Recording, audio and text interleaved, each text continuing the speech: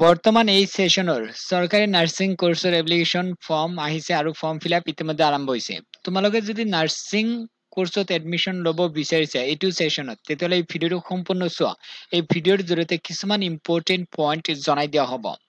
ইতিমধ্যে তোমালোকক ভিডিঅ'ৰ জৰিয়তে জনাই দিয়া হৈছে যে এইমছৰ মানে বিএছচি নাৰ্ছিং কোৰ্সৰ ফৰ্ম আহিছে। বহুতে মানে বুজি নাপায় বা এইটো শ্ৰীমন্ত শংকৰদেৱ ইউনিভাৰ্চিটিৰ আন্ডাৰত আছে না নাই বহুতে জানিব বিচাৰিছে। এই ভিডিঅ'টো চোৱা তোমালোকে বহুত কথা শিকিব পাৰিবা যিবিলাক তোমালোকে মানে বুজি নোপোৱা সেইখিনি মই জনাই দিম। এতিয়া চোৱা যেটো এইমছ আছে এইটো কি হয় বিএছচি নাৰ্ছিং মানে শ্ৰীমন্ত শংকৰদেৱ ইউনিভাৰ্চিটিৰ মানে হয়তে মানে এফিলিয়েট নাই আৰু এইটো কোৰ আছে যে দিল্লী এইমছ দিল্লীৰ মানে আন্ডাৰত আছে।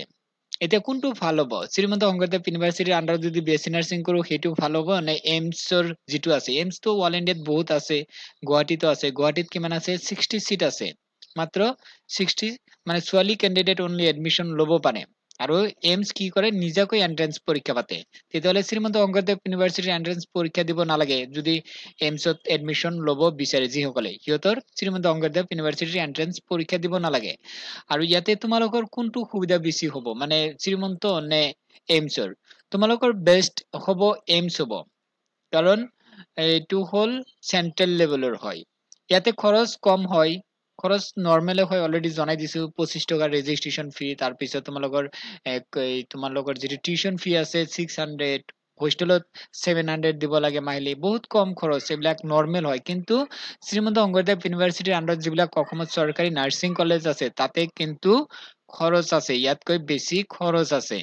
আৰু ইয়াত কোনো ধৰণৰ খৰচ নহয়। এইটো যদি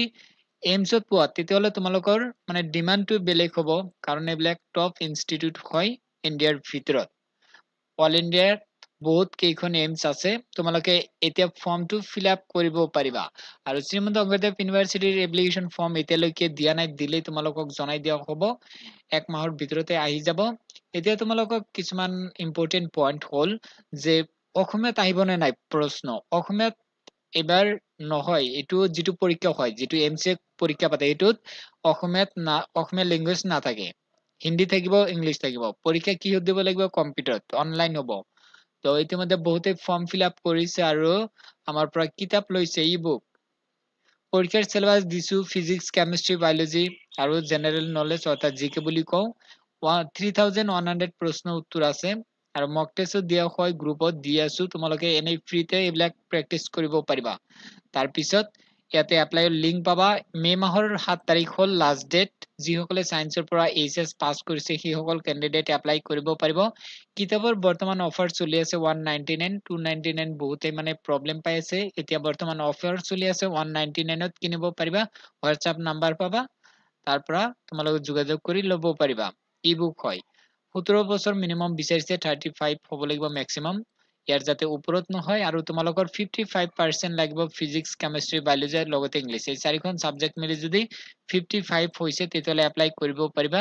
জেনাৰেল ইডব্লিউএছ ওবিসি ক্যান্ডিডেটৰ 55 বিচাৰিছে আৰু এসসি এসটিৰ 50% ফিজিক্স কেমিষ্ট্ৰিত ফেল কৰা সকলে এলিজিবল নহব যদি এই চাৰিটা সাবজেক্ট মিলি হিসাব কৰি চাবা পাৰ্সেন্ট যদি ইমান হয়